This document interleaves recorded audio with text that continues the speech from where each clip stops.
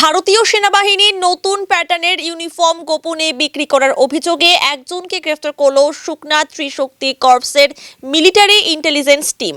ধৃতের নাম জাকির হোসেন, পেশায় দর্জি। Cancer isn't the end. With the right care, it can be the start of a new beginning. Hope and Heal Cancer Hospital, where hope is real and healing truly begins.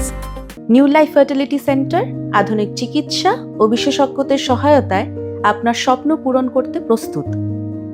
নতুন জীবনের স্বপ্ন সত্যি করতে আজই যোগাযোগ করুন। নতুন জীবনের সূচনা এখানেই। গোপন সূত্রে সেনাবাহিনীর গোয়েন্দারা খবর পায় যে শালুগাড়া এলাকায় সেনাবাহিনীর নতুন প্যাটার্নের ইউনিফর্ম প্রকাশ্যে বিক্রি হচ্ছে। এরপর সুকনা আর্মি ইন্টেলিজেন্স ব্যুরো এবং ভক্তিনগর থানার পুলিশ যৌথভাবে অভিযান চালিয়ে ক্রেতা সেজে অভিযুক্তকে গ্রেফতার করে।